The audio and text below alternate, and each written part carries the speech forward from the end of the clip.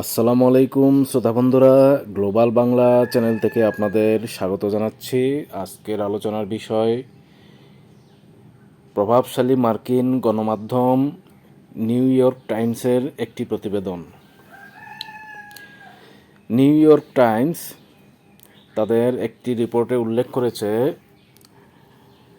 ইরানের বিধ্বংসী মিসাইল এবং ড্রোন হামলায় পশ্চিম এশিয়ায় 13টি সামরিক ঘাঁটি ধ্বংস।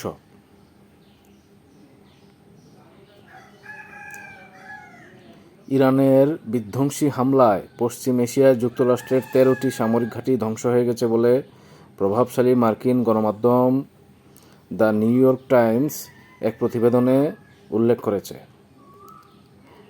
ইতিমধ্যে ঘাঁটি ছেড়ে মার্কিন সেনারা এখন অস্থায়ী শিবিরে এবং বিভিন্ন হোটেলে আশ্রয় নিয়েছে বলেও প্রতিবেদনে উল্লেখ করা হয়েছে। নিউ ইয়র্ক টাইমস তাদের প্রতিবেদনে দাবি করেছে যে 13টি সামরিক ঘাঁটি ধ্বংসের কথা বলা হচ্ছে, তার মধ্যে কুয়েতে থাকা মার্কিন ঘাঁটিগুলো সবচেয়ে বেশি ক্ষতিগ্রস্ত হয়েছে। প্রতিবেদনে আরও উল্লেখ করা হয়, কুয়েতের পোর্ট শুয়াইবা, আলী আল সালেম বিমান ঘাঁটি এবং বুয়েরিং সামরিক ঘাঁটি পুরোপুরি ধ্বংস হয়ে গেছে। উল্লেখ্য, যুদ্ধের শুরু থেকেই উপসাগরীয় অঞ্চলের দেশগুলোতে থাকা মার্কিন ঘাঁটিগুলো একের পর এক হামলার শিকার হয়েছে। তাদের দাবি, ওই অঞ্চলে বহু মার্কিন সামরিক ঘাঁটি গুঁড়িয়ে গেছে, যদিও মার্কিন প্রতিরক্ষা দফতর পেন্টাগন বরাবরই ইরানের এসব দাবি ভিত্তিহীন বলে জানিয়েছে। কাতার, বাহরাইন, সৌদি আরবে মার্কিন সেনা এবং বিমান ঘাঁটিতে ড্রোন এবং ক্ষেপণাস্ত্র হামলা চালাচ্ছে ইরান, এবং ধারাবাহিক এসব হামলার মধ্যে নিউ ইয়র্ক টাইমসের প্রতিবেদন আলোচনার জন্ম দিয়েছে এবং ব্যাপক শোরগোল ফেলে দিয়েছে। যদিও মার্কিন সরকারের পক্ষ থেকে এ বিষয়ে কোনো প্রতিক্রিয়া জানানো হয়নি। প্রতিবেদনে উল্লেখ করা হয়েছে, কাতারের আল উদেইদ বিমান ঘাঁটিতে থাকা যুক্তরাষ্ট্রের শক্তিশালী রাডার ব্যবস্থাকে ধ্বংস করে দিয়েছে ইসলামিক প্রজাতন্ত্র ইরান।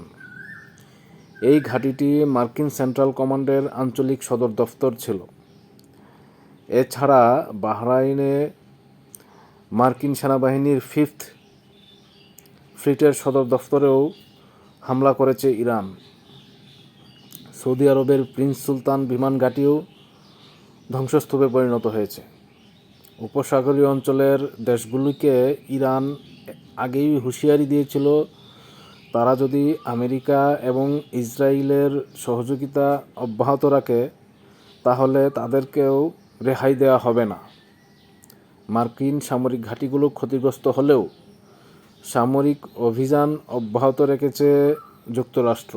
ইরাক এবং আফগানিস্তানে যুদ্ধের সময় উপসাগরীয় অঞ্চলে ওই সেনাঘাঁটিগুলো তৈরি হয়েছিল, কিন্তু এই হামলায় স্পষ্ট করে দিয়েছে ইরানের অত্যাধুনিক ক্ষেপণাস্ত্র নিশানা আটকানোর মতো পরিকাঠামো ওই সেনাঘাঁটিগুলোতে ছিল না। এই পরিস্থিতির মধ্যেও পশ্চিম এশিয়ায় আরও সেনা মোতায়েন করা জারি রেখেছে মার্কিন যুক্তরাষ্ট্র। আল জাজিরার এক বিশ্লেষণে বলা হয়েছে, ইরানের বিরুদ্ধে যুক্তরাষ্ট্রের সামরিক অভিযান অপারেশন এপিক ফিউরি শুরুর প্রায় 4 সপ্তাহে এসে অঞ্চলটিতে মার্কিন উপস্থিতি উল্লেখযোগ্যভাবে বেড়েছে। এরই মধ্যে বিমান হামলায় ইরানের 9,000-এরও বেশি লক্ষ্যবস্তুতে আঘাত হানা হয়েছে বলে জানিয়েছে যুক্তরাষ্ট্রের সেন্ট্রাল কমান্ড সেন্টকম। বর্তমানে অঞ্চলে মার্কিন নৌবাহিনীর বিমানবাহী রণতরী USS আব্রাহাম লিঙ্কন সহ বিভিন্ন স্ট্রাইক গ্রুপ সক্রিয় রয়েছে বলে উল্লেখ করা হয়েছে। একই সঙ্গে যুক্তরাষ্ট্র নতুন করে মেরিন বাহিনী ও প্যারাট্রুপার মোতায়েন করেছে।